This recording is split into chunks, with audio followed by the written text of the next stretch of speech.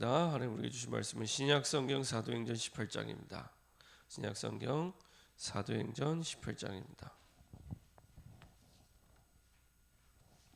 사도행전 18장 1절부터 11절까지의 말씀 보도록 하겠습니다. 사도행전 18장 1절부터 11절까지의 말씀입니다.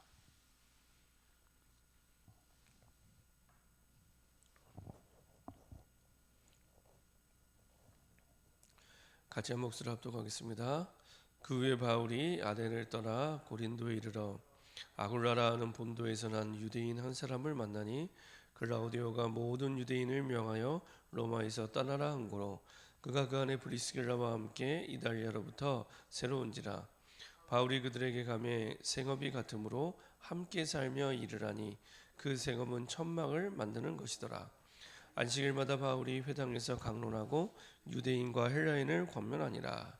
실라와 디모데가 마게도냐로부터 내려오매 바울이 하나님의 말씀에 붙잡혀 유대인들에게 예수는 그리스도라 밝히 증언하니 그들이 대적하여 비방하거늘 바울이 옷을 털면서 이르되 너희 피가 너희 머리로 돌아갈 것이요 나는 깨끗하니라.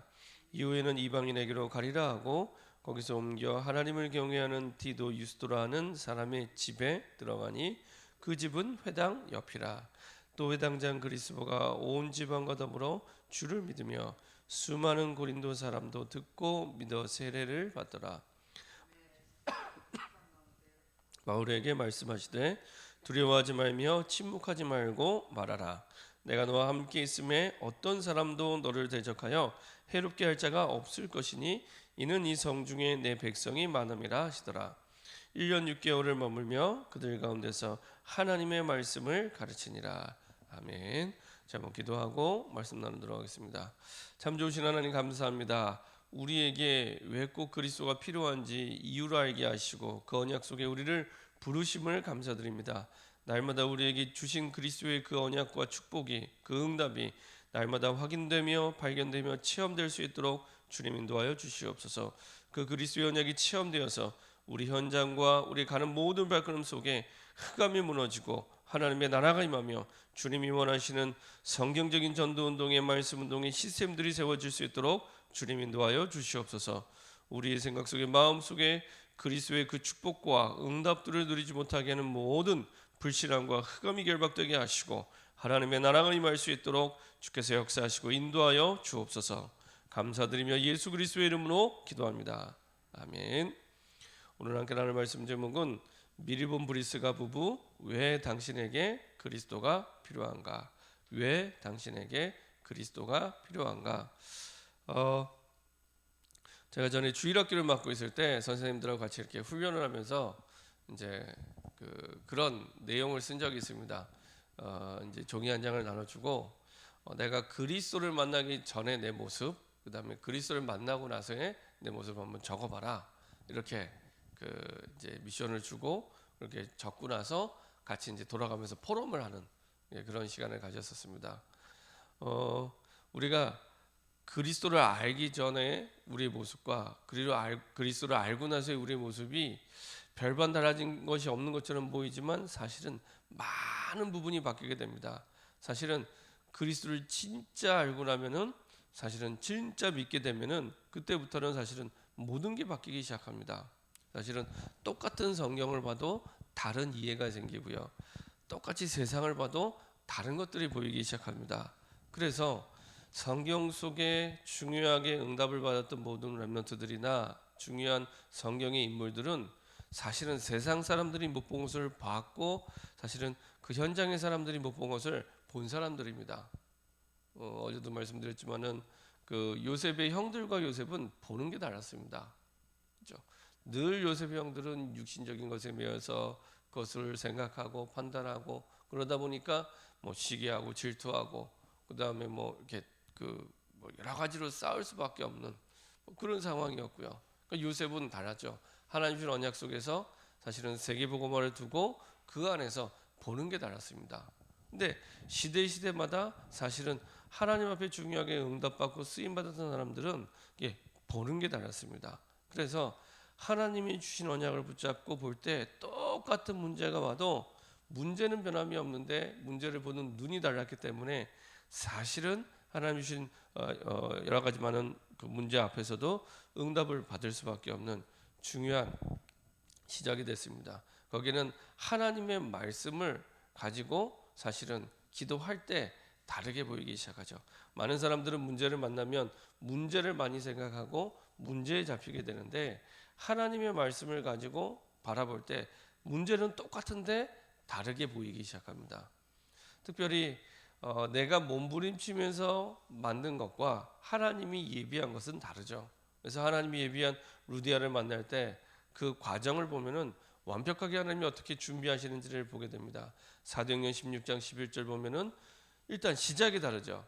염려를 계속하는 게 아니라 기도하러 가다가, 그리고 14절에 보면은 내가 루디아의 마음을 열게 하기 위해서 설득한 게 아니라 주께서 루디아의 마음을 여사. 그리고 15절에 보면은 이제 드디어 루디아가 예비된 자의 고백이죠.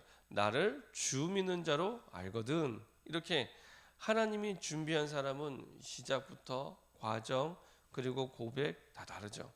야손도 마찬가지입니다. 야손도 복음을 받고 나서 사실은 그 바울 대신 감옥에 갈 만큼 하나님 주신 응답을 누리고 확신을 가지고 있었습니다. 그런 가운데 이제 브리스가 부부를 하나님이 준비하셨는데요. 사실은 이 브리스가는 이방인이고 로마인이요. 사실은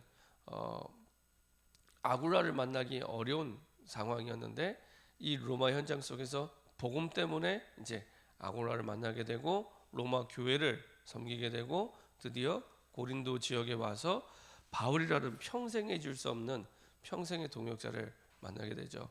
그 바울의 생애와 바울의 사역들을 보면 바울이 가는 곳마다 그림자처럼 가장 중요한 역할을 했던 그 부부가 바로 이 브리스가 부부였습니다. 그래서 바울이 로마 복음화를 두고 편지할 때, 그리고 여러 가지 바울 사역 속에서 항상 바울의 배경과 동역과 많은 부분에 이 힘이 되었던 동역자가 이 바울이었습니다. 어느 정도로 힘이 됐냐? 전도자를 위하여 목숨까지 내놓을 만큼 이 목숨까지 내놨다는 이 표현은 그 당시로서는 굉장히 사실은 쉽지 않은 표현입니다. 그 로마의 그 형벌 가운데는 참수형이 있습니다. 참수형. 그래서 실제로 이렇게 목을 자르는 이런 참수형이 있는데, 그거를 생각하면서 내 목까지도 내놓을 수 있는 사람 동역자다라고 사실 이 바울이 표현하는 겁니다. 근데 이런 제자를 만난 배경에는 바울 역시 사도행전 20장 24절 나의 달려갈 길과 주 예수께 받은 사명 그 은혜의 복음을 증거하는 것을 마치려 하면은 나의 생명을 조금도 귀한 것으로 여기지 아니하노라. 바울 자신도 복음의 가치를 알고 복음의 생명권자로 살아왔고, 그때 그 복음의 생명건 동역자를 붙이고 제자를 붙입니다. 그대로 하나님이 만나게 하시죠. 이런 복음의 생명건 바울과 브리스가 부부가 가는 곳마다 하나님은 가장 중요한 응답들, 가장 성경적인 응답들을 주시는데요. 어떤 응답들을 주셨냐면 사도행전 18장 24절부터 28절을 보면은 아볼로 같은 중요한 또 다른 제자를 만나게 하시죠. 그래서 바울을 통해 브리스가 부부에게 변질되지 않은 정확한 성경적인 복음이 증거되고, 그 브리스가 부부를 통해 아볼로에게 전되는 가장 성경적인 전도의 모델을 딱 보게 하십니다. 그렇죠?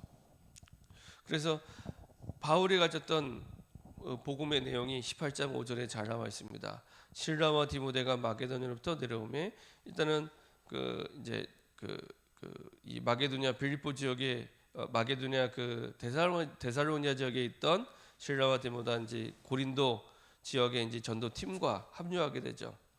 바울이 하나님의 말씀에 붙잡혀 유대인들에게 예수는 그리스도라 밝히 증언하니, 유대인들은 성경을 아는 사람들이잖아요. 그 사람들에게 성경을 가지고 너희들이 기다리던 메시아가 십자가에 못 박은 바로 그 예수, 이 얘기를 정확하게 성경을 가지고 전달했죠. 그리고 28절에 보면은 이는 성경으로서 예수는 그리스도라고 증언하여 공중 앞에서 힘있게 유대인의 말을 이기미르라. 똑같이 유대인들에게, 성경을 하는 유대인들에게 똑같이 예수는 그리스도라고 설명하거나 가르치거나 권유한 게 아니라 증언, 분명한 증거를 가지고 성경을 가지고 선포했다는 얘기입니다. 그리고 그 중간에 이렇게 정확한 복음을 전달할 수 있도록 가교 역할을 했던 사람들이 브리스가 부부였습니다. 바울이 전한 복음을 브리스가 부부에게, 브리스가 부부가 다시 아볼로에게 정확한 복음이 이렇게 전달이 되게 되죠. 그리고 이제 가는 곳마다 이제 회당 운동이 일어나고 그 지역을 살리는 직위 운동이 이렇게 일어나게 됩니다. 회당 운동은 사도행 18장 4절에 있는 말씀대로 안식일마다 바울이 회당에서 강론하고 유대인과 헬라인을 권면하니라. 가장 중요한 전도 운동의 한 지역의 전도 운동의 가장 중요한 핵심 지역인 회당에서 하나님의 말씀을 가지고 강론했다. 그 말은 하나님의 말씀을 가지고 계속 매주마다 말씀 운동을 한 거죠. 어느 정도로 했냐? 1년 6개월 동안. 그리고 사도행전 18장 10절에 보면은 이렇게 말씀하고 있습니다. 내가 너와 함께 있으며 어떤 사람도 너를 대적하여 어렵게 할 자가 없을 것이니 이는 이 성중에 내 백성이 많음이라 하시더라. 우리가 읽지 않았지만은 이전에 그 사도행전 13장 48절에는 작정된 자가 있다 이렇게 표현되는데 아예 18장 10절에는 작정된 자 정도가 아니라 이 성중에 내 백성이 많다 이렇게 말씀하시죠. 말씀 운동하는데 그 바운더리가 어느 정도냐? 항상 지역을 중심으로 일어나게 됩니다. 그래서 마게도냐 철성 필리포 지역, 데살로니가 지역, 고린도 지역, 그 다음에 에베소 지역 중심으로 일어나게 되죠. 그래서 단순히 복음을 전해서 예수님을 영접할 때 이 한 사람만 두고 하나님이 영접시킨 게 아니고 이 한 사람 뒤에 있는 지역 전체 복음화를 두고 생명운동을 하게 하는 말씀운동이 일어나는 겁니다. 이게 구역 예배랑 다른 부분입니다. 구역 예배는 그냥 모여서 성경 공부하는 건데요. 그것과 다른 부분은 이 다락방은 한 사람이 예수님을 영접했을 때 이 한 사람만 보고 예수님을 영접한 게 아니라 이 사람 뒤에 있는 지역 전체를 두고 생명을 얻게 되고 그리고 이것을 위해서 계속 말씀 운동을 하는 겁니다. 그걸 보고 회당 운동 이렇게 얘기를 합니다. 이런 한 지역 전체를 살기 위한 생명사회는 말씀 운동이 이제는 이제 일어나게 되죠. 그리고 아예 이제는 그 응답이 쭉 성장하게 되면 아예 그 지역을 책임지는 교회가 되기 시작합니다. 그리고 아예 그런 지교회를 중심으로 이제는 본격적인 복음 운동이 일어나고 나중에는 한 지역을 책임지는 아예 개교회가 되게 되죠. 그래서 고린도전서 16장 19절을 보면은 아시아에 있는 교회들 이렇게 얘기합니다. 그리고 역시 마찬가지로 고린도 교회 그리고 로마서 16장 5절을 보면 이미 브리스가 부부가 로마에 있을 때 자기 집을 로마의 교회로 제공을 하게 됩니다. 그렇죠? 이렇게 사실은 교회 운동들이 일어나게 됩니다. 이게 가장 성경적인 전도 운동의 쭉 흐름 속에 있는 내용들입니다. 그래서 하나님이 우리의 집, 우리의 직장에서 하나님이 가장 원하시는 방향이 무엇인지를 사실은 성경에서 가장 정확하게 보여주는 겁니다. 지금의 이제 중국 교회가 1억 명이 넘는 크리스찬이 되었던 것도 중국의 이런 가정 교회들이 구석구석 이제 일어났기 때문에 중국에는 두 종류의 교회가 있습니다. 하나는 이제 그 중국 공산당이 인정하는 삼자교회가 있고요. 그리고 이제 공산당이 인정하지 않지만 그들의 이제 신앙을 이제 변질되지 않고 유지하고 있는 그 가정교회들이 있습니다. 근데 이제 그 삼자교회 같은 경우에는 이제 국가적으로 대내적으로 보여주기식을 위한 교회. 그래서 교회가 공산당의 지침대로 움직입니다. 성경대로 움직이는 교회가 아니라 공산당의 지침대로 움직이는 이제 모양뿐인 교회 이런 교회고요. 그런 교회는 뭐 한 3,000명씩, 1,000명씩 막 모이고 그렇습니다. 근데 가정교회는 이제 핍박을 피해서 이제 보이지 않게 구석구석 모이는 교회들이 있습니다. 이런 교회는요 중국 안에 셀 수 없이 굉장히 많이 퍼져 있습니다. 그리고 목회자가 다 그 교회를 감당할 수 없기 때문에 주로 대부분 가정교회는 평신도 지도자들이 인도합니다. 그래서 구석구석 사실은 그 성경적인 전도운동 속에서도 목회자들이 다 뛰어서 세계복음할 수가 없습니다. 그렇기 때문에 평신도가 사역자로 일어나서 전도운동, 말씀운동을 뛸 때 제대로 사실은 세계복음화를 위한 말씀운동이 가능합니다. 그래서 우리 중직자들이 얼마만큼 응답받으면 되냐? 내가 말씀운동의 사역자로 서서 사역할 만큼 이렇게 응답받으시면 됩니다. 그게 성경적으로 하나님이 원하시는 방향입니다. 거기까지. 그리고 우리의 가정, 우리의 집은 어디까지 응답받았느냐? 내가 있는 집이 교회가 될 만큼, 내가 다니는 직장이 교회가 될 만큼 하나님은 그 목적을 두고 그 지역에 우리 집이 있게 하셨고 나를 있게 하신 겁니다. 이게 성경에서 말하는 나를 그 지역에 있게 하신 목적이고 우리 집이 그 지역에 있게 하신 목적입니다. 그걸 두고 사실은 우리가 기도하면서 그 방향을 두고 기도하면서 인도받을 때 가장 하나님과 방향이 맞고 그리고 하나님의 뜻과 맞게 가게 됩니다. 이걸 모델적으로 가장 잘 보여준 그 평신도 부부가 브리스가 부부입니다. 브리스가 부부. 그래서 하나님께서는 이 브리스가 부부가 가는 곳마다 바울의 중요한 사역을 동역하게 하시고 배경이 되게 하시고 어제도 말씀드렸지만 바울이 로마에 가지 않았는데 로마의 사정을 알고 로마에 있는 이미 복음을 받은 기독교인들에게 편지를 쓴 게 로마서인데 그런 내용이라든지 이런 소스를 제공했던 그 배경에도 브리스가 부부가 있습니다. 이미 브리스가 부부 그때 이제 로마에 있을 때였으니까요. 그러니까 그런 모든 부분들 그리고 이제 바울이 고린도에서 전도를 마치고 에베소로 움직일 때도 역시 같이 따라 나서서 함께했던 부부가 이 브리스가 부부들.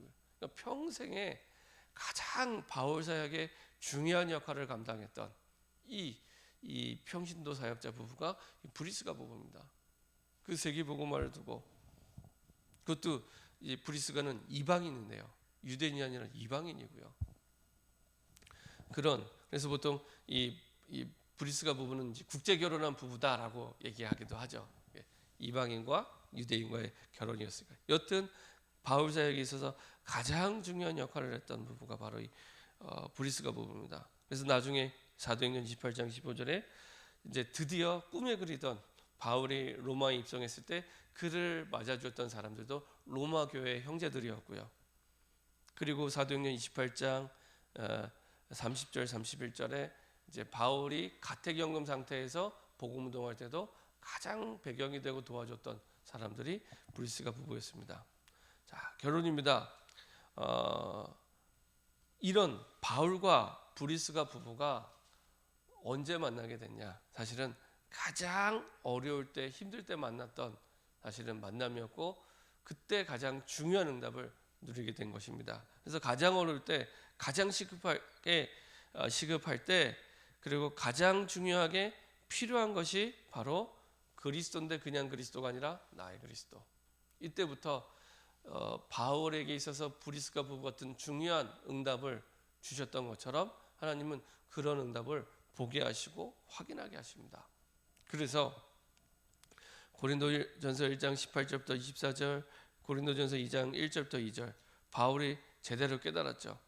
바울도 그렇고 브리스가 부부도 그렇고 사도행전 18장 1절에 만났을 때 처음 복음 들은 초신자가 아니잖아요. 바울도 복음을 이미 알고 있었고 브리스가 부부도 이미 복음을 알고 있는 상태였습니다. 근데 그럼에도 불구하고 그 과정 속에서 어떻게 답을 내리게 되냐면은 이게 그냥 복음이 아니라 진짜 오직 복음이구나. 복음밖에 없구나. 오직 복음에 대해서 나의 복음으로 붙잡게 됩니다. 이걸 내 것으로 붙잡게 됩니다.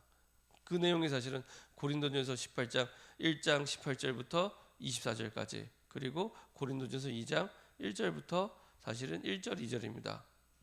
그래서 바울이 고백을 하죠. 아덴 전도에서 실패하고 나서 전도의 실패는 없지만 이제 제자를 남기지 못하고 잘 안 되었던 그걸 경험하고 나서 본인이 어떤 부분이 부족했는지를 제대로 깨달았죠. 그래서 계속 이제 지혜라는 말을 쓰면서 이제 얘기를 하는 겁니다.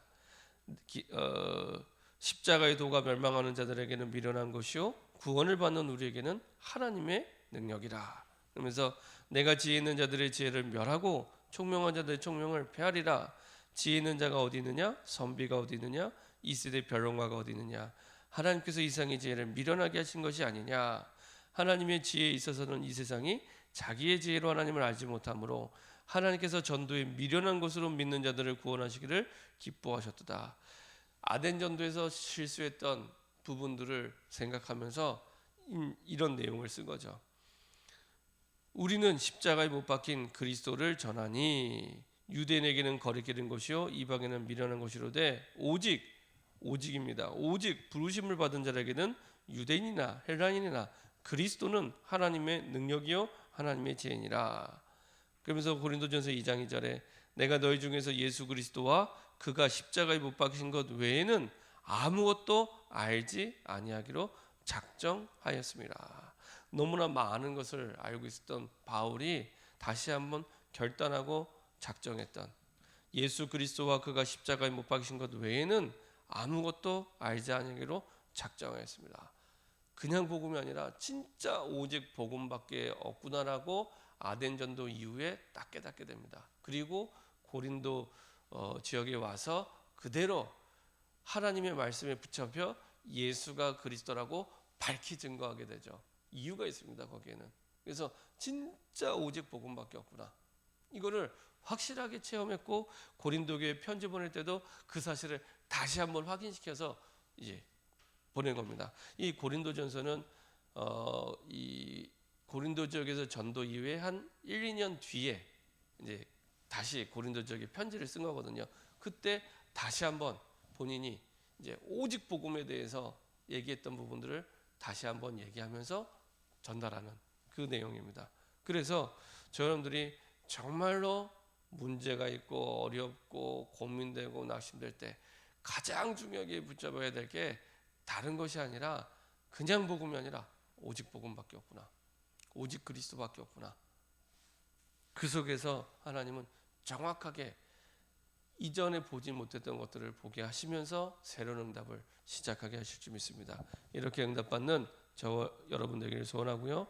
그리고 이런 브리스가 부부 같은 가장 멋진 성경적인 전도운동에 응답받는 귀중한 가정과 가문이 되기를 소원합니다. 합심해서 한번 기도하겠습니다. 하나님, 왜 제목은 왜 당신에게 그리스도가 필요한가 제목이지만 이거를 나로 바꿔서 왜 나에게 그리스도가 필요합니까? 여러 가지 많은 게 필요한데 왜 꼭 나에게 그리스도가 필요합니까? 여기에 대해서 내가 분명한 이유와 답을 말씀으로 찾을 때 그때부터 이유 있는 복음이 우리 현장 속에 증거되게 됩니다. 하나님, 우리 모든 상황 속에 환경 속에 왜 나에게 꼭 그리스도가 필요한지 이유 있는 복음이 이유 있는 언약으로 우리의 마음과 생각에 심겨지게 허락하여 주시옵소서. 그래서 정말로 성경 속에 가장 어려울 때 가장 중요한 응답을 주셨던 바울과 브리스가의 만남처럼 가장 어렵고 힘들 그때 가장 중요한 응답의 축복들을 놓치지 않고 누릴 수 있도록 우리 시간에 합심해서 한번 기도하도록 하겠습니다. 전능하신 하나님 감사합니다.